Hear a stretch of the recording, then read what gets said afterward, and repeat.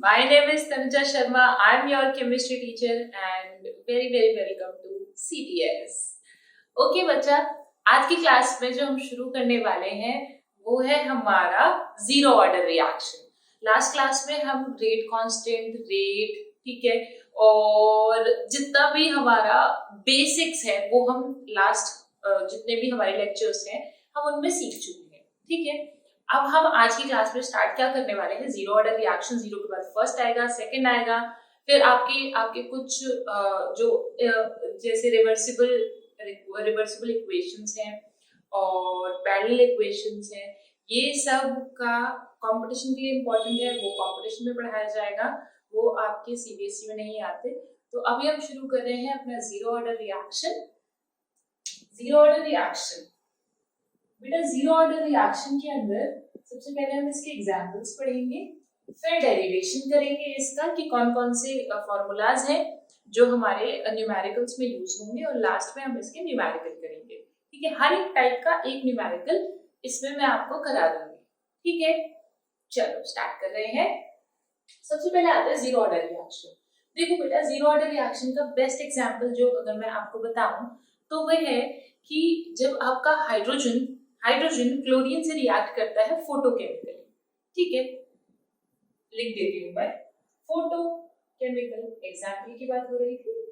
Example क्या है इसका, फोटोकेमिकल। अभी बताती हूँ ये फोटोकेमिकल क्यों है। Photochemical reaction of H2 and Cl2। देखिए, जो रिएक्शन है वो आपको बुक में इस तरह से लिखी मिल जाएगी कि लिखी होगी कुछ इस तरह से, H2 plus Cl2 HNu gives you 2HCl। देखिए, जहां पर भी ये HNu लिखा होता है इसका मतलब होता है फोटोकेमिकल। फोटोकेमिकल माने कि आपकी जो रिएक्शन हो रही है वो लाइट के प्रेजेंस में हो रही है, ठीक है, कि हम उस पर क्या डाल रहे हैं, लाइट डाल रहे हैं। और आपको पता है फोटॉन्स कहते हैं उसको, है ना भाई, फोटोन कहते हैं, ठीक है, स्ट्रक्चर ऑफ एटम में आपने पढ़ा हुआ है। तो देखिए, इसलिए इसको क्या है कि जब भी लाइट की प्रेजेंस में होगी तो फोटोकेमिकल रिएक्शन बोलेंगे बेटा ऐसे, और इस तरह से लिखा होगा HNu। अब देखिए, जब लाइट की प्रेजेंस में कोई भी रिएक्शन होती है तो वो रिएक्शन बहुत ही फास्ट होती है, बहुत जल्दी रिएक्ट करती है, ठीक है, बहुत जल्दी क्या होगा, प्रोडक्ट फॉर्म होगा। अब ये क्या होता है, जनरली ये रेडिकल रिएक्शंस होती हैं, ठीक है, रेडिकल फॉर्म होता है इसमें। जो फोटोकेमिकल रिएक्शंस होंगी इनके अंदर एक इंटरमीडिएट बनता है रेडिकल, उसके बारे में मैं आपको ऑर्गेनिक में बताऊंगी, ठीक है। यहाँ पर हम बहुत ज्यादा बात नहीं करेंगे रेडिकल की, वहां पर हम पढ़ेंगे रेडिकल को। तो यहाँ पर देखिए बेटा, आप ये मान के ही चलो हमेशा कि फोटोकेमिकल रिएक्शन है तो लाइट के प्रेजेंस में होगी, और लाइट के प्रेजेंस में है तो रेडिकल फॉर्म होगा, ठीक है। अब रेडिकल फॉर्म होगा तो क्या होती है बेटा, रिएक्शन बहुत ही जल्दी होती है, फास्ट होती है। अब देखो, zero order reaction, zero order reaction का मतलब क्या है, मतलब क्या है, देखिए, आपको जीरो है, फर्स्ट है, सेकंड है, nth ऑर्डर तक मैंने तुमको बताया था, ठीक है। अब ये बात समझिए कि zero order reaction is that reaction जिसके अंदर जो प्रोडक्ट होगा, जो रेट ऑफ रिएक्शन होगा, जो रेट ऑफ रिएक्शन है वो आपका रिएक्टेंट की कंसंट्रेशन पर डिपेंड नहीं करेगा। अब सोचिए, लास्ट आपने जो आखिरी क्लासेस की थी, आखिरी क्लासेस में जब हमने ऑर्डर निकाला था और उस ऑर्डर को हम रेट लॉ बनाते थे उससे, तो जब जीरो आता था, है ना, जब किसी भी रिएक्शन का ऑर्डर जीरो आता था, किसी भी रिएक्टेंट के रिस्पेक्ट में जीरो ऑर्डर आता था, तो उसमें क्या लिखा होता था भाई, क्या होता था कि आपने कंसंट्रेशन को डबल किया या ट्रिपल किया, ठीक है, या क्वाड्रुपल किया, लेकिन रेट में कोई इफेक्ट नहीं आया, तभी तो जीरो ऑर्डर रिएक्शन होती थी। यानी कि मैं कह सकती हूँ कि जीरो ऑर्डर रिएक्शन में जो भी आपका, सपोज मैंने ये लिखा A2P, ठीक है, दिस इज माय रिएक्शन, तो मैं अगर इसका रेट लॉ लिखूं तो मेरा जो रेट होगा that would equal to K A to the power 0। Can I write it? Of course I can. यही तो हुआ जीरो ऑर्डर का मतलब। बात समझ आ रही है कि विद रिस्पेक्ट टू A क्या है, ये जीरो है। Am I clear to you? Okay, ठीक है। तो जीरो ऑर्डर रिएक्शन क्या हो गई, जिसमें जो रिएक्टेंट की कंसंट्रेशन है उस पर रेट डिपेंड नहीं करता। क्लियर? ओके, देखो इसमें और एग्जाम्पल मैं आपको दे देती हूँ। एक बड़ा ही प्यारा सा एग्जाम्पल है N2O का डीकम्पोजिशन। ठीक है, ये डीकम्पोजिशन मैं आपको पहले भी पढ़ा चुकी हूँ। डीकम्पोजिशन ऑफ H2O2 पढ़ा दिया है, N2O5 पढ़ा दिया है, पुराने लेक्चर्स में वो सब है। ठीक है, लेकिन N2O जब डीकम्पोज होगा तो ये आपको दे देगा N2 प्लस हाफ O2। ठीक है, तो इसका जो डीकम्पोजिशन होता है, डीकम्पोजिशन ऑफ N2O, ये क्या है आपका जीरो ऑर्डर रिएक्शन है। ठीक है, ओके, एक और पर आ जाते हैं, बस आखिरी। ठीक है, बस आखिरी। अच्छा, आपको हेबर प्रोसेस याद है? याद होगा अगर पी ब्लॉक पढ़ा है तो। ठीक है, अगर पी ब्लॉक नहीं पढ़ा तो इट्स ओके, मैं बता देती हूँ। देखिए आपका क्या होता है, आपने गैस सुनी होगी अमोनिया। ठीक है, जो अमोनिया है दैट इज NH3। देखिए बेटा, इसका जब हम डीकम्पोजिशन कराते हैं in the presence of molybdenum, ठीक है, मोलिब्डेनम या टंगस्टन ले सकते हैं, तो आप इसके प्रेजेंस में जब कराते हैं तो ये आपका डीकम्पोज होकर N2+3H2 देता है। रिएक्शन आपको इस तरह से भी लिखी मिल सकती है कि आप इसको कुछ मत करो, आप इसको पूरे से 2 से डिवाइड कर दो, तो हाफ N2 प्लस 3/2H2। ठीक है, ये 2 मोल के लिए है, ये 1 मोल के लिए है। यानी कि जो डीकम्पोजिशन है, डीकम्पोजिशन यानी कि अमोनिया का टूटना, decomposition of ammonia is also a zero order। I hope मेरी बात क्लियर हो गई होगी। ठीक है, क्लियर हो गई। ये जीरो ऑर्डर रिएक्शंस कौन सी रिएक्शंस है? कौन सी रिएक्शन है जल्दी बताओ? जिसमें जो रेट है वो कंसंट्रेशन ऑफ रिएक्टेंट पर डिपेंड ना करे। ओके, चलिए ये इस तरफ तो हमने एग्जांपल डिस्कस कर लिए। दूसरी चीज मैंने आपको क्या बताई थी, हम क्या डिस्कस करने वाले हैं? डेरिवेशन। ठीक है, चलिए अब आते हैं डेरिवेशन पर। तो देखिए हमारे पास में क्या है, रिएक्शन गिवन है सपोज A2P। ठीक है, A2P रिएक्शन गिवन है। अच्छा बेटा, यहाँ पर एक चीज मानकर चलिए, अगर आपका टाइम 0 है तो और टाइम t है तो, अगर आपका टाइम 0 है, मान लीजिए इनिशियल कंसंट्रेशन है A। ठीक है, या के जगह में A0 भी लिखूंगी, कैपिटल A0। ठीक है, कैपिटल A0 कुछ भी बोल दो। और अब देखिए जब टाइम 0 होगा यानी कि रिएक्शन तो चली ही नहीं है, रिएक्शन तो अभी हुई ही नहीं है, अभी तो टाइम 0 है, तो प्रोडक्ट क्या होगा हमारा? 0। राइट, बात समझ आ रही है? लेकिन टाइम t पर इसमें से मान लीजिए आपका x टूटा, अगर इसमें से x टूटेगा, देखो बेटा मेरी बात ध्यान से सुनना, यही वाला पार्ट है, जीरो ऑर्डर हुआ, फर्स्ट ऑर्डर हुआ, सेकंड ऑर्डर हुआ, जिससे जीरो और फर्स्ट से कि आपके सबसे ज्यादा क्वेश्चंस लगेंगे, तो इस वाले पार्ट को बहुत ध्यान से, बहुत ढंग से समझना। देखिए बेटा, क्योंकि यहाँ पर थोड़ा थोड़ा पार्ट ना, जैसे आप इक्विलिब्रियम में डिसोसिएट करते थे, डिग्री ऑफ डिसोसिएशन पढ़ते थे, कितना डिसोसिएट होगा, 60%, 70%, ये थोड़ा थोड़ा उस तरीके से यहाँ पर आएगा। ठीक है, अब देखो क्या है कि इसमें से मान लीजिए मैंने x तोड़ा, यानी कि A में से कुछ part, A is a reactant, इसका कुछ पार्ट टूट के किस में चेंज हुआ होगा? प्रोडक्ट में। मान लीजिए कि इसका x पार्ट टूटकर किस में चेंज हुआ? प्रोडक्ट में चेंज हुआ, तो इसको मैं लिख दूं A - x, राइट। और जितना पार्ट इसका टूटा होगा वही उतना पार्ट ही P का बना होगा, यानी प्रोडक्ट का उतना पार्ट ही क्या हुआ होगा? फॉर्म हुआ होगा। Am I right or not? Yes, I am। ठीक है, तो मैं यहाँ क्या लिख दूं? x। Am I clear to you? Yes। ठीक है, अब देखो अब देखते हैं हम, अब निकालते हैं हम रेट। देखो अगर सपोज मैंने लिखा rate is equals to k a to the power, चलिए अगला मार्कर यूज कर लेंगे। चलिए अब आपको अगर याद होगा, मैंने आपको DRE पढ़ाया था, रेट लॉ लिखने का एक और तरीका था DRE डिफरेंशियल रेट इक्वेशन। देखिए अगर ये डीकंपोज हो रहा है तो मैं इसका DRE लिख सकती हूँ ना, डिफरेंशियल रेट इक्वेशन। या राइट, आई कैन। तो मैंने कहा कि मेरा A जो है वो क्या हो रहा है? डिसोसिएट हो रहा है। ठीक है, डिसोसिएट हो रहा है, राइट। डी आएगा यहाँ पर minus D A by D is equals to, अब समझिए ये मैंने क्या लिखा, डीआरई लिखा, डिफरेंशियल इक्वेशन लिखा, माइनस क्यों लगाया, क्योंकि ये रिएक्टेंट है, रिएक्टेंट क्या होता है, कम होता है, प्रोडक्ट क्या होता है, इंक्रीज होता है, ठीक है। A change in concentration of A with respect to time, यही तो करते थे डीए बाय डीटी, ठीक है। तो ये मेरा क्या हो गया बेटा, ये मेरा हो गया डीआरई यानी डिफरेंशियल इक्वेशन। क्या मैं डीआरई को रेट लॉ के बराबर कर सकती हूँ? आई कैन, लास्ट क्लासेस में पढ़ाया है, तभी मैं कह रही हूँ कि आप सारा बेसिक्स सब पढ़ चुके हैं। अब उस बेसिक्स को यहाँ पर अप्लाई करने की जरूरत है जिससे आपके न्यूमेरिकल्स होंगे, ठीक है। तो देखिए ये मेरा क्या हुआ, ये मेरा क्या है, change in concentration with respect to time, D R E है। This can equal to rate law, rate law क्या होगा, रेट कांस्टेंट, ये तो होता है रेट लॉ बराबर रेट कांस्टेंट, और रिएक्टेंट की जो पावर है वो क्या होता था, उसका ऑर्डर।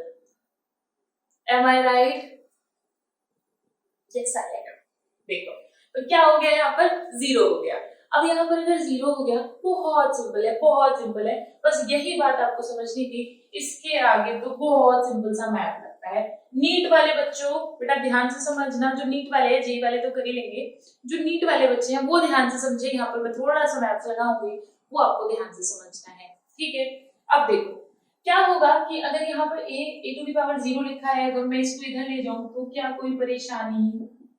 हाँ, ये लिखो भी मत, ए की पावर 0 कितना हुआ, 1 हुआ ना, ठीक है। या एक काम करो, यहाँ लिख लो, कोई दिक्कत नहीं है मुझको। अब देखो ध्यान से देखो। अब बेटा मेरा क्या है, डिफरेंशियल, यहाँ मैंने डी लगाया हुआ है, डी माने होता है डिफरेंशियल।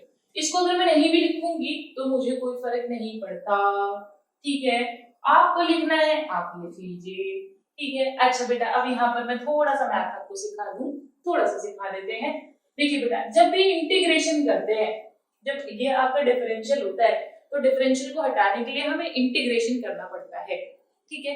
तो जब आप इंटीग्रेशन करते हो किसका करेंगे, इंटीग्रेशन करेंगे dx का, सपोज, ठीक है। तो आप ये मान के चलो, बहुत सिंपल सा है कि इंटीग्रेशन और d ये एक दूसरे से नलिफाई हो जाते हैं and you will get x। बात समझ आ रही है? फॉर्मूला याद कर लो, इंटीग्रेशन dx बराबर x होता है, ठीक है। अब एक और चीज मैं आपको सिखाने वाली हूँ, विच इज लिमिट।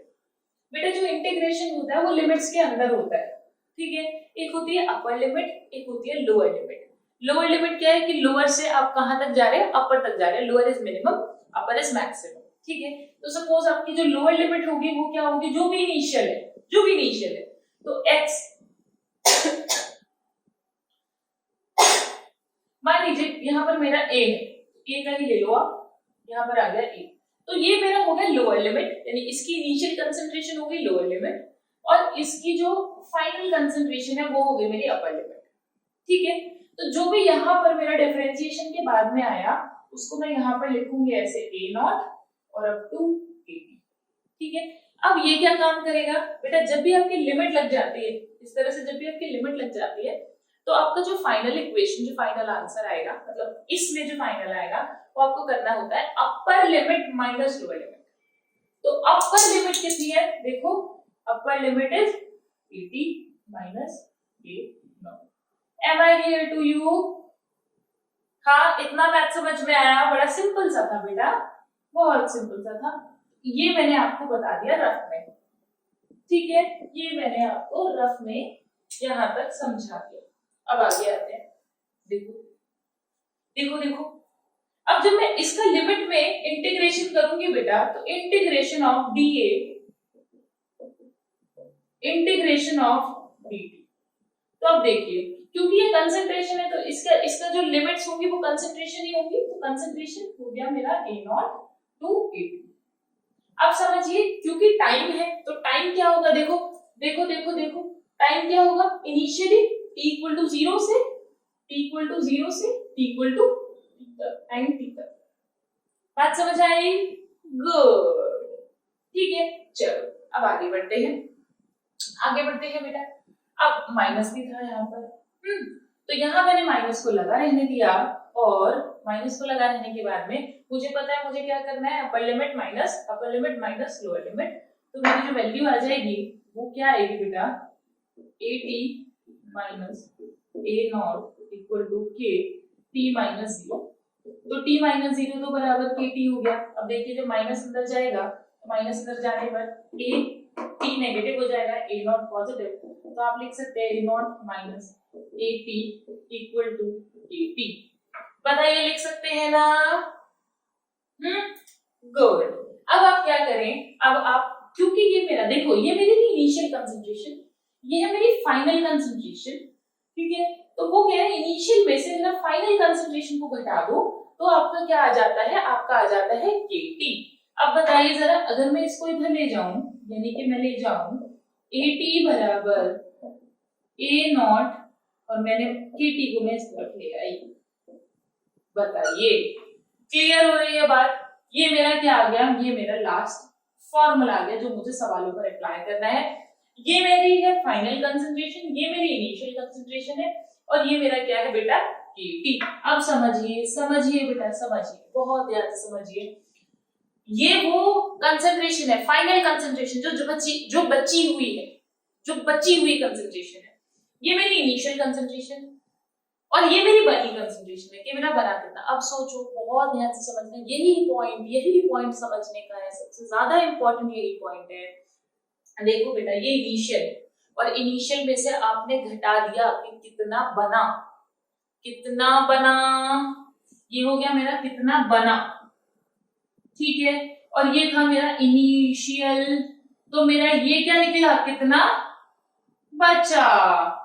बात समझ रहे हो मेरी? इनिशियल कंसंट्रेशन में से बना कितना वो मैंने घटा दिया, तो मेरा रिएक्टेंट बचा कितना, वो है मेरा AT। फाइनल कंसंट्रेशन का मतलब समझिए, फाइनल कंसंट्रेशन का मतलब है बेटा, आगे तक पढ़ाऊंगी, सेकंड तक भी यही पढ़ाऊंगी। फाइनल कंसंट्रेशन का मतलब होता है बची हुई कंसंट्रेशन ऑफ रिएक्टेंट, कि जब आपकी रिएक्शन हो गई तो आपकी कंसंट्रेशन बची कितनी है रिएक्टेंट की, वही क्या है, फाइनल कंसंट्रेशन। बात समझ आ रही है? इनिशियल तो वही होगी, और ये KT क्या है, ये बनी हुई कंसंट्रेशन है, यानी कि आपका प्रोडक्ट कितना फॉर्म हुआ है। Am I clear to you? Okay, चलिए शुरू होते हैं, आगे चलते हैं। तो सारे मार्कर्स की खत्म है, और ओके बाद में ये काम करवाते हैं। डस्टर कहाँ गया?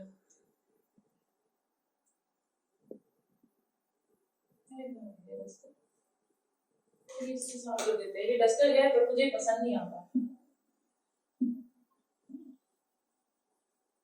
ओके, अब ये मैंने कर दिया, क्या कर दिया बेटा, ये मैंने आपको कुछ इक्वेशन बढ़ा दी। अब आते हैं हम अपनी फाइनल इक्वेशन, यहीं से शुरू करते हैं, यहीं से शुरू कर लेते हैं बेटा। देखिए क्या बढ़ा दिया हमने, कि जो मेरा फाइनल इक्वेशन है, जो मेरा AT है, वो बराबर क्या हुआ, A0 माइनस का KT। क्लियर? ओके, चलिए आगे बढ़ते हैं। अच्छा बेटा एक बात सोचो, ग्राफ हम एक साथ करेंगे, ठीक है। इसके लगभग 5 ग्राफ है, 5 ग्राफ है जीरो ऑर्डर रिएक्शन के, वेरी वेरी इंपॉर्टेंट। तो ग्राफ हम सारे एक साथ कर लेंगे, ठीक है, नॉट अ प्रॉब्लम। ओके, सोचो, एक टर्म होती है जिसको हम बोलते हैं हाफ लाइफ, लिख देती हूं मैं हाफ लाइफ। अब ये हाफ लाइफ क्या बना है, हाफ लाइफ, देखिए बेटा, हाफ लाइफ होता है T50। और ये T50 क्या है, देखिए बेटा T50 क्या है। देखिए जब भी आपका जो फाइनल कंसंट्रेशन है वो हाफ हो जाए, मेरी बात समझ रहे हो, जो फाइनल कंसंट्रेशन है वो हाफ हो जाए, आधा हो जाए, यानी कि कंज्यूम हो गया, वो कितना, आधा कंज्यूम हो जाए, हाफ कंज्यूम हो जाए, उसी को वो कितने टाइम में हाफ कंज्यूम हो रहा है, मेरी बात समझ रहे हो, कितने टाइम में हाफ कंज्यूम हो रहा है। भाई हाफ कंज्यूम होगा तो हाफ ही बचेगा ना, टोटल 1 होता है। मेरी बात समझ रहे हो कि हमारा ये जो फाइनल कंसंट्रेशन है, जब ये क्या हो जाए, हाफ हो जाए, तो वो जितने टाइम में हाफ हुई होती है उसी को हम क्या बोलते हैं, हाफ लाइफ बोलते हैं। और मैं आसान शब्दों में बोल सकती हूँ कि जो मेरा फाइनल कंसंट्रेशन है जब वो आधा रह जाता है, वो जितने टाइम में आधा हुआ है फाइनल कंसंट्रेशन तक, हम आधी आधी, ठीक है, हाफ, ये जो 80 बराबर देखिए बेटा 80 बराबर हाफ हो जाए, हाफ किसके, इनिशियल का आधा, भाई फाइनल कंसंट्रेशन जब इनिशियल की आधी हो जाए, वो जिस टाइम पीरियड में हुई होती है उसी को हम क्या कहते हैं, हाफ लाइफ कहते हैं। Am I clear to you? Okay, तो मुझे ये पता चल गया कि हाफ लाइफ क्या है। हाफ लाइफ वो टाइम है जिसमें जो फाइनल कंसंट्रेशन है वो इनिशियल का क्या हो जाए बेटा, ठीक है, मेरी बात समझ आई? ओके, देखिए अब आगे बढ़ते हैं, यानी मेरा 80 क्या हो जाए बेटा, A नॉट बाय, गुड, आगे बढ़ते हैं बेटा, हाफ हो जाए। अब देखिए देखिए बेटा ध्यान से देखिए, तो मुझे क्या निकालना है, मुझे वो टाइम पीरियड निकालना है कि कितने टाइम में क्या हो जाएगा बेटा, आधा हो जाएगा। कितने टाइम में मेरा रिएक्टेंट क्या हो जाएगा बेटा, और आसान भाषा में समझो, कितने टाइम में मेरा रिएक्टेंट आधा हो जाता है, कितने टाइम में मेरे रिएक्टेंट की कंसंट्रेशन हाफ हो जाती है, वही टाइम क्या कहलाता है, टी हाफ कहलाता है, ठीक है, half life. Okay, half life ये मतलब नहीं है आधी जिंदगी, टोटल जिंदगी इतनी उसकी आधी कर दो, ठीक है, क्योंकि आपको ये पता है बेटा जो रिएक्शन है वो इनिशियली फास्ट होती है और बाद में क्या होती है, स्लो होती है। शुरू में कैसी होगी, फास्ट होगी, है ना, तो आप उसकी पूरी पूरी जिंदगानी को आधा नहीं कर सकते हो, पूरे लाइफ टाइम को हाफ नहीं कर सकते। हम किसको कंट्रोल कर सकते हैं, कंसंट्रेशन से हम क्या कर सकते हैं, चेक कर सकते हैं कि मेरा कंसंट्रेशन आधा इतने टाइम में हुआ है तो ये इसकी हाफ लाइफ है, ठीक है। अदरवाइज अगर लाइफ टाइम से देखोगे तो गलत हो जाएगा ना, सोचो यार, गलत नहीं हो जाएगा, है ना, भाई शुरू में रिएक्शन तेज होगी, है ना, और बाद में क्या होगी, बहुत स्लो होगी, ठीक है। तो आपने पूरी जिंदगी का आधा नहीं करना, आपने कंसंट्रेशन का आधा करना है, ठीक है। अब सोचो ध्यान से बेटा कि हमारे पास 80 बराबर इतना आ गया, तो अगर मैं इस इक्वेशन में रख दूं a not by 2 equal to a not minus k, ये हो गया मेरा टी हाफ, बताओ हो गया ना, ये तो हाफ लाइफ पीरियड हो गया ना, क्योंकि मेरा फाइनल कंसंट्रेशन कितनी होगी, आधी हो गई, ठीक है। चलो अब निकाल लेते हैं। अगर मैं इसको इधर ले गई तो मेरा हो जाएगा के टी हाफ बराबर, और ये माइनस हो क्या आ जाएगा बेटा, a नॉट बाय 2, राइट। तो मेरा टी हाफ बराबर कितना हो गया बेटा, a नॉट बाय 2k, बताइए इतनी बात क्या आपको समझ आई? ओके गुड, चलिए आगे बढ़ते हैं बेटा, आगे चलते हैं, फिर डस्टर नहीं है, ये वाला काम चला लेंगे इससे। अब आगे बढ़ते हैं, इसके बाद बस इसकी ग्राफ है और थोड़े से क्वेश्चन, वेरी कंप्लीट। देखिए ये तो हो गया मेरा टी हाफ। अब टी हाफ के बाद आते हैं, एक चीज होती है जिसको बोलते हैं हम टी कंप्लीशन, ठीक है, टी कंप्लीशन यानी कि रिएक्शन क्या हो जाए, पूरा कंप्लीट हो जाए, पूरा का पूरा रिएक्शन आपका कंप्लीट हो जाए, उसको हम बोलते हैं टी कंप्लीशन, ठीक है, कि 80 बराबर किसके हो जाए, जो इनिशियल जो फाइनल कंसंट्रेशन है वो किसके हो जाए बेटा, पूरा का पूरा रिएक्शन कंप्लीट हो जाए, फाइनल कंसंट्रेशन सारा का सारा रिएक्शन जो है वो चेंज हो जाए। तो बेटा देखिए इसमें सिंपल सी बात समझिए कि अगर मेरा टी हाफ इतना है तो सिर्फ जीरो ऑर्डर के लिए, सिर्फ जीरो ऑर्डर के लिए जो टी कंप्लीशन होता है वो होता है 2t हाफ। बात समझ में आ रही है? सिर्फ जीरो ऑर्डर के लिए, आप किसी और रिएक्शन के लिए ये नहीं करेंगे, ना फर्स्ट के लिए ना सेकंड के लिए, बस आपने क्या याद रखना है, टी कंप्लीशन क्या हो गया बेटा आपका 2t हाफ। तो देखिए टी कंप्लीशन बराबर यहां से देखा जाए तो 2 into A not bye 2k, तो ये कंप्लीट हो गया, तो टी कंप्लीशन बराबर A not by k, done. Okay, अब देखिए बेटा हमारे पास कौन कौन सी इक्वेशंस मेजर बन के आई है जिनके हम ग्राफ निकाल सकते हैं। सबसे पहले आते हैं हमारी इस इक्वेशन पर, ठीक है, इसका ग्राफ हम निकालेंगे, हम टिक कर लेते हैं किस किस का ग्राफ हमें सीखना है। इसका ग्राफ निकालेंगे, इसका भी ग्राफ निकालेंगे, इसका ग्राफ निकालेंगे। बेटा इसका एक ग्राफ पूछा हुआ था लॉग के फॉर्म में, ठीक है, वो भी करेंगे हम। देखिए अगर मैं इसका लॉग ले लूं तो मैं यहाँ लिख सकती हूँ, बस ग्राफ के फॉर्म में पूछा हुआ था, सवाल इससे ऐसा नहीं आएगा जैसा ln लगाकर। देखिए बेटा जब आप इसका ln लोगे तो ये हो जाएगा ln t हाफ और ये हो जाएगा मेरा ln a not plus ln 1/2, ठीक है। अब बेटा मैं आपको सबसे पहले ग्राफ प्लॉट करना बता देती हूँ, उसके बाद हम ग्राफ प्लॉटिंग करेंगे। देखिए ग्राफ पर वैसे मैं एक अलग से भी वीडियो बनाऊंगी जिसमें जैसे स्टेट्स ऑफ मैटर है, उसके अंदर बहुत सारे आपके पैराबोलिक है, हाइपरबोलिक है, ठीक है, और रेक्टेंगुलर भी होता है। तो उस तरह के जो आपके सारे ग्राफ होते हैं, स्ट्रेट लाइन ग्राफ है, वो सारे ग्राफ को आप कैसे ड्रॉ करते हो, क्योंकि बच्चों को बहुत प्रॉब्लम आती है ग्राफ में, तो मैं जल्दी बनाऊंगी इसकी वीडियो, ठीक है। अभी यहाँ के लिए सीख लेते हैं काम, चलाओ, ठीक है। देखो बेटा ग्राफ में क्या करना होता है, सबसे पहले मैं आपको एक तरह का ग्राफ बता देती हूँ। स्ट्रेट की स्पेलिंग अलग लिखते हैं लाइन इक्वेशन, ठीक है, स्ट्रेट लाइन इक्वेशन, ठीक है, स्ट्रेट लाइन इक्वेशन। अब देखिए बेटा स्ट्रेट लाइन इक्वेशन से कैसे देखते हैं हम, हमारा लाइन इक्वेशन होती है, स्ट्रेट लाइन इक्वेशन होती है y = mx + c। अब हमारा ये एक्सिस है और ये एक्सिस है, हमें ग्राफ इन दोनों के बीच में प्लॉट करना होता है। ये मेरा स्लोप हो गया और ये मेरा हो गया इंटरसेप्ट, ठीक है, ये हो गया मेरा इंटरसेप्ट। देखिए अब जब हम y और x के बीच में ग्राफ प्लॉट करेंगे, सपोज ये इंटरसेप्ट भी है तो इंटरसेप्ट से, और इंटरसेप्ट पॉजिटिव है तो ऊपर की तरफ जाएगा, अगर इंटरसेप्ट पॉजिटिव है, बात समझ आ रही है। तो यहाँ पर इंटरसेप्ट क्या है, पॉजिटिव है, और ये आपका सॉरी स्लोप जो है अगर पॉजिटिव है, गलत बोल दिया मैंने, अगर स्लोप आपका पॉजिटिव है तो ऊपर की तरफ, और अगर आपका स्लोप आता है नेगेटिव, यानी कि सपोज आपका इक्वेशन है, ये तो इस इक्वेशन का ग्राफ हो गया बेटा। अगर सपोज आपका इक्वेशन कुछ इस तरह से है -mx + c, ओके, तो आप क्या करेंगे, आपका जो स्लोप आएगा वो क्या आएगा, नीचे की तरफ आएगा, नेगेटिव आएगा, क्योंकि स्लोप पॉजिटिव था तो ऊपर गया, स्लोप नेगेटिव होगा तो वो कैसे जाएगा, नीचे जाएगा। Am I clear to you,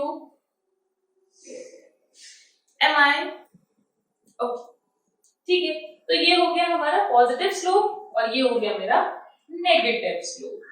slope कैसा है, नेगेटिव है। डन, ठीक है। अब पॉजिटिव स्लोप और नेगेटिव स्लोप हमने सीख लिए। मान लीजिए अगर कभी आपका इंटरसेप्ट 0 हुआ, तो इंटरसेप्ट जब 0 होगा तो y और x ये नहीं होगा, है ना, तो यानी कि जो आपका स्लोप होगा, ये जो लाइन होगी ये बिल्कुल ओरिजिन से पास होगी, ठीक है। अब यहाँ पर क्या है, स्लोप है पॉजिटिव और इंटरसेप्ट है 0, इंटरसेप्ट है 0, ठीक है। अब यहीं पर बस, ठीक है, हो गया। इसमें अभी इतना पार्ट करके हमारा इतना काम हो जाएगा, केमिकल काइनेटिक्स का काम हो जाएगा, ठीक है। तो आते हैं बेटा ग्राफ की तरफ बढ़ते हैं। तो हम सबसे पहले ये मैं बीच का हटा देती हूँ, बस वो इक्वेशंस छोड़ देते हैं जिन इक्वेशंस का मुझे ग्राफ प्लॉट करना है, ठीक है। तो ये मैंने हटा दिए, ये भी मैं हटा दूंगी और ये भी मैंने हटा दिया, ठीक है। तो अभी हम सिर्फ इन इक्वेशंस को देख लेते हैं जिनका हमें ग्राफ प्लॉट करना है। देखिए बेटा, देखिए अगर मैं आपसे कहूं कि मुझे ग्राफ प्लॉट करना है, इसके मैंने ये मान लिया y, ठीक है, ये मान लिया मेरा x और ये मेरा हो गया इंटरसेप्ट c, ठीक है। तो यहाँ पर मुझे ये एक ग्राफ प्लॉट करना है, ठीक है। तो अब देखो, यानी कि मुझे AT versus T graph plot करना है। क्या ग्राफ होगा, ग्राफ का नाम क्या होगा, AT वर्सेस T, ठीक है। तो जब आप AT वर्सेस T को प्लॉट करोगे तो समझिए बेटा, आपने इस एक्सिस पर ले लिया मेरा टाइम, यहां पर ले लिया बेटा AT, अब मुझे बताओ, जितना ये मैंने आपको पढ़ाया है इससे आपका जो स्लोप है वो क्या जा रहा है? इंटरसेप्ट तो हो गया हमारा ए नॉट, और स्लोप कैसे जा रहा है जल्दी बताओ? नेगेटिव। ठीक है, तो स्लोप अगर नेगेटिव जाएगा तो ये क्या हो जाएगा बेटा आपका? कुछ इस तरह से बनेगा। ठीक है, कुछ इस तरह से बनेगा, और यहाँ पर आप लिख देंगे स्लोप इक्वल टू माइनस के। Clear? Done? Okay, that's good. अब आगे बढ़ते हैं। यहाँ पर जब आप इसका ग्राफ प्लॉट करेंगे तो मान लीजिए मैंने आपसे कहा कि आपको ग्राफ प्लॉट करना है T half versus A not. ठीक है, तो यहाँ पर हम ग्राफ प्लॉट करने वाले हैं अगला graph T half versus A not. ठीक है, देखिए बेटा कोई भी ग्राफ अगर दिया जाएगा तो जब तक आपको उसकी इक्वेशन नहीं पता होगी तब तक आप कोई भी ग्राफ प्लॉट नहीं कर सकते, इसीलिए इक्वेशन को याद रखना बहुत जरूरी है। अब देखो, अब ये हो गया मेरा एक्सिस कौन सा? y, y, और ये हो गया मेरा x, और 1/2 के मेरा क्या हो गया? स्लोप हो गया। ठीक है, तो ये हो गया मेरा t half, this is what? a not. अब बताइए स्लोप कितना है? 1/2 के। ओरिजिन से पास होगा क्या, या कोई इंटरसेप्ट भी है क्या इसमें? जल्दी बोलो, इंटरसेप्ट है क्या? नहीं है, तो किससे पास होगा? ओरिजिन से। और अगर ओरिजिन से पास होगा तो करा दोगे, प्रॉब्लम क्या है? ठीक है, तो क्या हो गया यहाँ पर स्लोप आपका? ये हो गया मेरा 1/2 के। डन? ओके, चलिए आगे बढ़ते हैं। अब इसका भी ग्राफ प्लॉट कर सकते हैं ना भाई? कर सकते हैं ऑफ कोर्स, लिखवाई है तो कर देते हैं।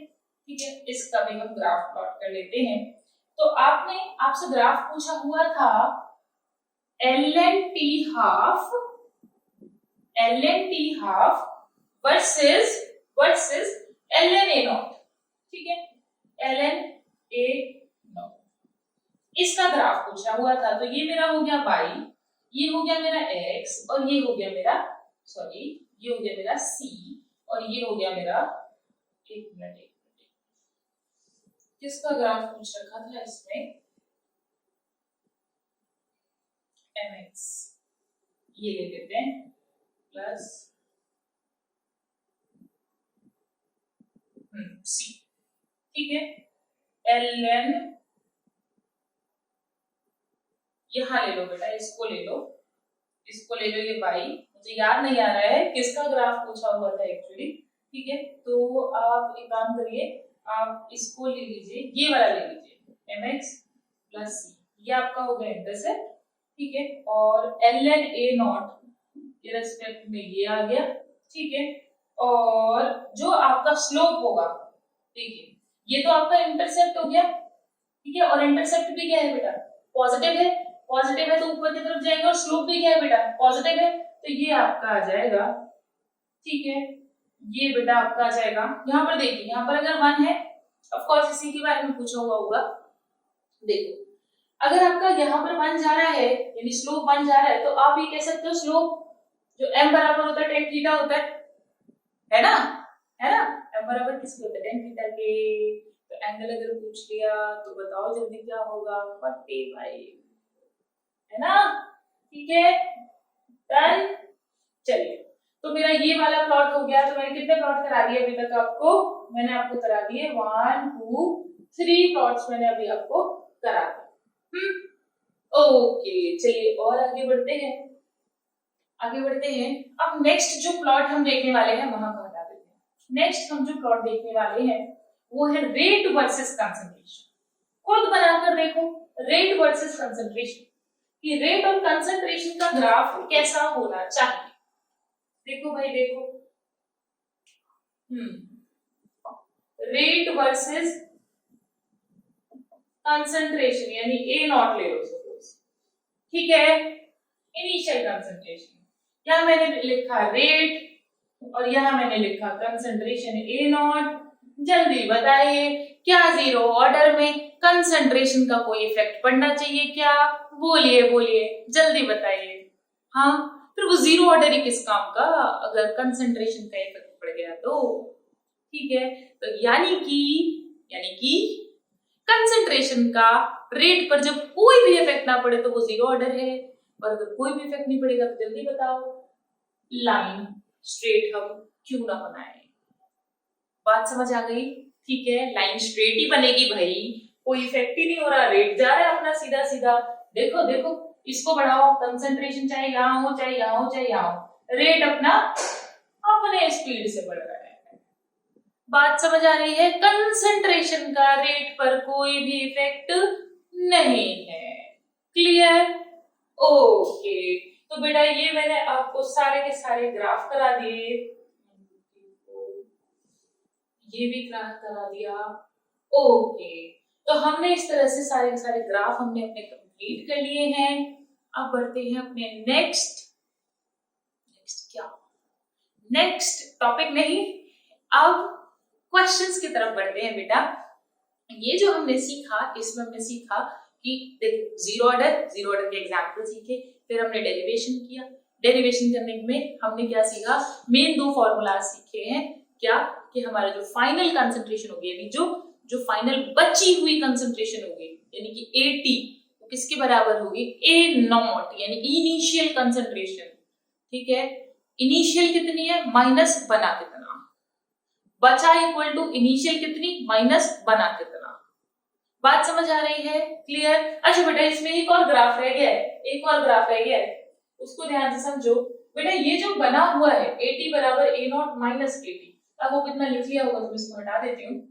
बेटा देखिएगा, ये जो बना है ना, इसी को हम x बोल देते हैं। ठीक है, आगे आपको प्रॉब्लम नहीं होगी सवालों के अंदर, तो आप इसको मान के चलो कि जो भी बना होगा वो मेरा कितना है, x है। ठीक है, तो और x मेरा बराबर किसके है, k t के। तो सपोज अगर मैंने लिखा है x equal to k t, ये इक्वेशन मैंने आपसे लिखी और आपसे मैंने पूछ लिया x वर्सेस t का ग्राफ, तो x वर्सेस t में क्या होगा बेटा, देखिए y इक्वल टू mx वाला बन रहा है, बिल्कुल इंटरसेप्ट है नहीं, इंटरसेप्ट है 0, तो बताइए ये कहां से पास होगा? जी हाँ, ये पास होगा किससे, ओरिजिन से ये पास होगा। तो y और t के बीच का ग्राफ क्या हो गया बेटा, k हो गया, स्लोप बराबर क्या हो गया बेटा, k हो गया। Am I clear to you?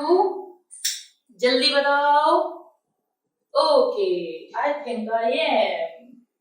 अब चलते हैं आगे, और अगले पार्ट में हम पढ़ने वाले हैं क्या, डस्ट एंड फिल्म हो गया वो रखा।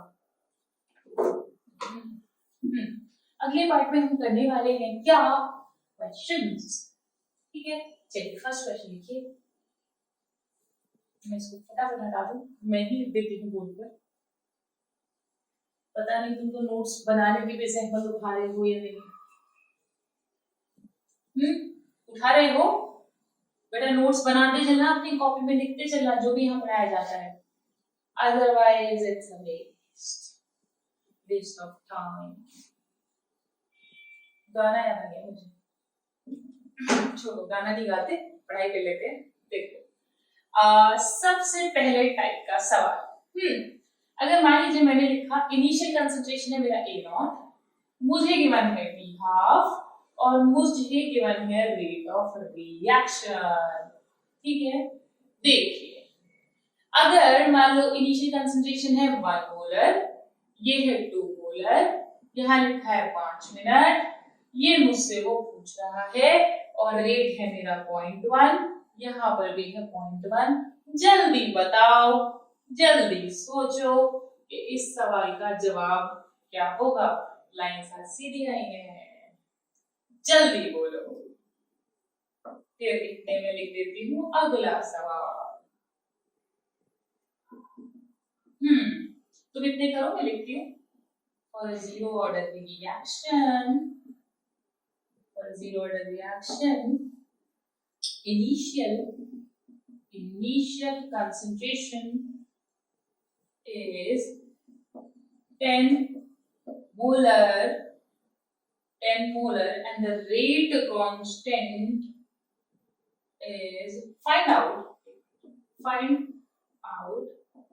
the concentration left after 36 seconds when rate constant is, सोचो रेट कांस्टेंट कितना दे, रेट कांस्टेंट ना देकर ना तुमको देते हैं half life, than half life देते हैं, ठीक है, half life is 20 second, 20 second, ठीक है, ये हो गया type 1 and this is your of course type 2 question, ठीक है, टाइप 1 टाइप 2 क्वेश्चंस, ठीक है।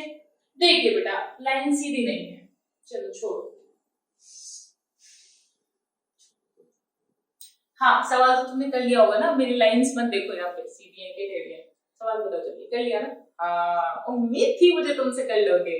देखो बेटा देखो यहाँ पर मैंने कंसंट्रेशन को डबल किया, रेट पर कोई इफेक्ट नहीं आया, जब रेट पर कोई इफेक्ट ही नहीं आया कंसंट्रेशन को डबल करके, तो ऑर्डर बताइए, ऑर्डर, अरे मेन्यू नहीं, मुझे बताओ ऑर्डर क्या होगा, हाँ मेन्यू खोल के मत बैठो, मैम को ऑर्डर बताना है, मैं ऑर्डर लेने नहीं आई तुम्हारा, जल्दी बताओ, जीरो ऑर्डर रिएक्शन होगी यार, ठीक है, तो यानी कि ये मेरी क्या हो गई, जीरो ऑर्डर रिएक्शन हो गई, और अगर ये जीरो ऑर्डर होगी तो फिर क्या, तो फिर मुझे ये पता है कि मेरा जो टी कंप्लीशन होता है वो क्या होता है बेटा, 2t हाफ के होता है, 2t हाफ के होता है, मुझे ये पता है, ठीक है, ये भी मुझे पता है, और मुझे ये भी पता है कि टी हाफ बराबर होता है a नॉट अपॉन 2 के, और मुझे और क्या पता है, मुझे पता है कि मेरा रेट और कंसंट्रेशन एक दूसरे पर डिपेंड ना करे, वही जीरो ऑर्डर रिएक्शन है, बात समझ आ रही है, वही क्या है बेटा, जीरो ऑर्डर रिएक्शन है, कंसंट्रेशन को आपने क्या कर दिया बेटा, डबल कर दिया, तो आपके 5 मिनट के बजाय कितने मिनट लग जाएंगे, तो बोलो 5 मिनट के बाद बजाय कितने मिनट लग जाएंगे, 10 मिनट लग जाएंगे, 10 मिनट लग जाएंगे, बात समझ आ रही है भाई, जीरो ऑर्डर रिएक्शन है, ठीक है बेटा, आगे बढ़ जाए क्या, कंसंट्रेशन डबल कर दी, हाफ लाइफ भी बढ़ गई, बस 5 मिनट हाफ लाइफ और बढ़ गई, चलो फिर बढ़ते हैं हम आगे अगले सवाल की तरफ, चलिए बताइए अगला सवाल कर लिया आपने, नहीं किया, कोई नहीं, मैं करा देती हूँ, नेक्स्ट लिए गई डस्टर मिल गया, देखिए बेटा, zero order reaction, initial concentration है 10 molar, find out the concentration left after 36, half life मुझे गिवन है, देखो बेटा देखो, टी हाफ गिवन है 20 सेकेंड, ठीक है, और जीरो ऑर्डर रिएक्शन है, मुंह से बता रहा है, कोई तरह की मेहनत नहीं कि यूनिट जाओ पहचानो, रेट कांस्टेंट की यूनिट, कुछ नहीं, मुंह से बोल रहा है अपने, क्या है, जीरो ऑर्डर रिएक्शन, चलिए मान लेते हैं कह रहा है, तो इनिशियल कंसंट्रेशन हो गया A नॉट बराबर 10 मोलर, 10 मोलर हो गया, कंसंट्रेशन पूछ रहा है 36 सेकंड बाद कितनी बचेगी, यानी टाइम भी उसने मुझे कहा है कि मेरे अगर रिएक्शन 36 सेकंड चले तो मुझे ये बताओ कि रिएक्शन बचेगी कितनी, लेफ्ट आफ्टर 36 सेकंड, जल्दी बताओ, लेफ्ट आफ्टर 36 सेकंड कंसंट्रेशन कितनी बचेगी, क्या होता है मेरा 80, वही 80 तो होता है, कंसंट्रेशन बची कितनी, फाइंड इनिशियल माइनस बना कितना, तो बच गया, तो पता क्या चल गया कि बचा कितना, तो यानी कि मुझे क्या निकालना है, मुझे निकालना है 80, am I clear, yes oh yeah, okay चलो आगे बढ़े, मुझे इतनी कहानी की मन है, तो मैं 80 कैसे निकालूंगी भाई, सबसे पहले देखो 80 कैसे निकले, 80 बराबर A नॉट माइनस KT, देखो A नॉट तो मेरे पास है 10 मोलर, ये भी मेरे पास है 36, मेरे पास क्या नहीं है, मेरे पास K नहीं है, यानी कि अगर मैं K निकाल लूं तो मैं यहाँ रख के आंसर निकाल लूंगी, तो मेरा K कहां से आ जाएगा बेटा, K मुझे हेल्प करेगा, ये हेल्प करेगा मुझे K को लाने में, तो मेरा T हाफ बराबर किसके होता है, A नॉट अपॉन 2K, तो K बराबर होगा A not upon 2T half, ठीक है, फॉर्मूला मत पलटो तुम, यही रखो। टी हाफ कितना है, फिर फॉर्मूला ना पलटने में बड़ी कंफ्यूजन होती है, फिर 20 सेकंड। इनिशियल 10 मोलर 2 इंटू के, तो के बराबर कितना हो गया 1/4। के अगर 1/4 है, इस फॉर्मूला में मैंने रखा, तो टी बराबर ए नॉट माइनस के टी। ए नॉट कितना था 10 माइनस ए कितना था भाई 1/4। टी कितना था 36, 4 टाइम 36 कितना आया 1 मोलर। 1 मोलर क्या है, मेरा बचा हुआ कंसंट्रेशन है, यानी कि इनिशियल था मेरा 10 मोलर, रिएक्ट कर गया मेरा 9 मोलर, ठीक है, और मेरा बच कितना गया 1 molar. Am I clear? Okay good. चलिए आगे बढ़ जाएं, फिर इसको हटा देते हैं। 2 टाइप के हमने क्वेश्चंस कर लिए हैं। अगले टाइप का हम क्वेश्चन करने जा रहे हैं। अब चलते हैं बेटा अपने अगले टाइप के सवाल पर।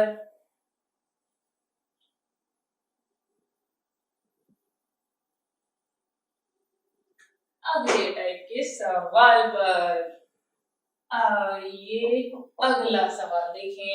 एक काम करिए, अगला सवाल आप लिखिए, ठीक है, लिखिए। A drop of solution bracket volume given है बेटा, a drop of solution volume given है 0.05 ml contains 3 into 10⁻⁻6 mole H plus ions, ठीक है। अब लिखो, if the rate constant of H plus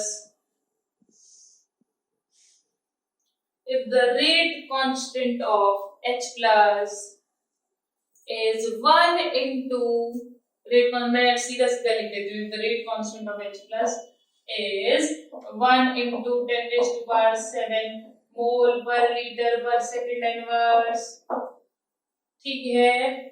then how long would it take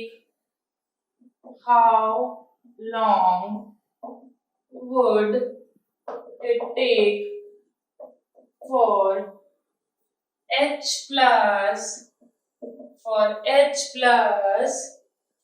in drop to disappear।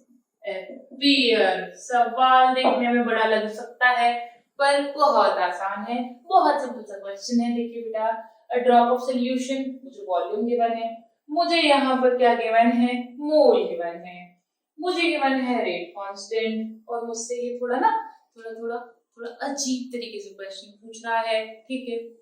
मुझे ऐसा लग रहा है कि सवाल को देखने के बाद जो बच्चा सोचेगा, वो सोचेगा सवाल तो आसान लग रहा है, करना कैसे है, ये कर लिया तो वेरी गुड। देखो नहीं हुआ तो इट्स ओके, कोई देखो बेटा, मुझे वॉल्यूम गिवन है, मुझे मोल गिवन है। सबसे पहले डेटा से देख लो, डेटा से मैं क्या निकाल सकती हूँ। ये डेटा से मुझे ये पता है कि मेरे के की वैल्यू इतनी है। अगर मुझे मेरे के की वैल्यू मुझे पता है, तो क्या आप ये बता सकते हो इसकी यूनिट देखकर कि इसका ऑर्डर कितना होगा। देखो, मोल पर लीटर पर सेकंड इनवर्स चीख कर कह रहा है कि मैं 0 ऑर्डर हूं, मुझे पहचानो, ठीक है। सवाल बोल रहा है खुद कि मैं 0 ऑर्डर हूं, भाई पहचान लो, 0 के फॉर्मूले लगाने हैं। चलिए, यानी कि आप हमेशा क्या करेंगे, जब भी इस तरह से के गिवन होगा, तो के गिवन ही इसलिए ताकि आप क्या पहचान लो कि ऑर्डर कौन सा है, ठीक है। वो अपने मुंह से नहीं बोलेगा अब आगे, ठीक है, आगे अपने मुंह से नहीं बताएगा वो, अगर बता रहे तो अच्छी बात है, ठीक है। तो देखिए आगे, 0 ऑर्डर हो गया। आगे बढ़ते हैं बेटा। अब मुझे नंबर ऑफ मोल्स गिवन है और मुझे वॉल्यूम गिवन है, ओके, लग गया शायद। तो मुझसे पूछ रहा है टाइम, यानी मुझे टाइम निकालना है, ठीक है। टाइम मुझे निकालना है और मेरे पास में क्या गिवन है, ये गिवन है। तो बेटा एक बात बताओ, मैं कंसंट्रेशन तो निकाल ही सकती हूँ, नंबर ऑफ मोल्स गिवन है, वॉल्यूम गिवन है, नहीं कंसंट्रेशन तो निकाली जाएगी। तो कंसंट्रेशन कितनी है हमारी, कंसंट्रेशन आपको पता है मोल पर लीटर होती है, यानी 3 × 10⁻⁶ डिवाइडेड बाय 0.05 mLs में है, और मुझे किस में चाहिए, मोल पर लीटर्स में। तो मैं क्या कर दूं, यहाँ पर 10⁻³ से मैंने मल्टीप्लाई कर दिया, and then after some calculations, ठीक है, after some calculation I will get, यहाँ देखिए इसको काटेंगे तो लगभग 6 आएगा, तो ये आपका आ जाएगा लगभग, ये आ गया 2 4 6 × 10⁻²। ठीक है, ये मेरा कंसंट्रेशन हुआ, और अगर ये मेरा कंसंट्रेशन हुआ तो कंसंट्रेशन किसमें होता है, मोल पर लीटर में कंसंट्रेशन होता है, यानी मेरा ये आ गया कंसंट्रेशन। और जीरो ऑर्डर है, उसने कहा how long would it take for H plus in a drop to disappear, disappear पूछ रहा है, पूरा कंप्लीशन पूछ रहा है, यानी कि मैं लिख दूंगी टी कंप्लीशन, मुझे पता है A by upon A not upon 2K होता था, ये कितना हो जाएगा बेटा A नॉट बाय K, या A बाय K भी लिख सकते हो आप। तो A कितना है, यानी कि इनिशियल कंसंट्रेशन कितना है वो मैंने यहाँ निकाल लिया, 6 × 10⁻², और K कितना है वो मेरा हो गया 1 × 10⁻7 मोल पर लीटर, वो भी वहां मोल पर लीटर है। तो एक मिनट, ये मोल पर लीटर पर सेकंड है, तो आपका ये पर सेकंड, देखो बेटा ये है मोल पर लीटर, ये है मोल पर लीटर सेकंड इनवर्स, तो मोल पर लीटर से मोल पर लीटर कट जाएगा, सेकंड इनवर्स ऊपर चला जाएगा सेकंड में, और बेटा जब आप इसको कैलकुलेट कर लेंगे, कुछ गलती तो नहीं की है हमने, 7 ऊपर जाएगा, 7 ऊपर जाएगा, 9 हो जाएगा, ठीक है। तो 6 × 10⁻⁹ सेकंड आपका क्या आ जाएगा बेटा, आपका आंसर आ जाएगा। क्या आपको इतनी बात क्लियर हुई? क्या आपको इतना समझ आया? Okay, that's very good. चलिए, अगर आपको इतना पार्ट अच्छे से समझ में आया है तो that's very good, very nice. And what else, पढ़ते रहिए, आगे बढ़ते रहिए। अब आपसे मिलेंगे हम अगले सेशन में, जिसमें हम पढ़ाएंगे आपको क्या, फर्स्ट ऑर्डर रिएक्शन, ठीक है। तो फर्स्ट ऑर्डर से शुरू करेंगे, and first order is very important, ठीक है। चलो मिलते हैं अगले सेशन में, बाय बाय।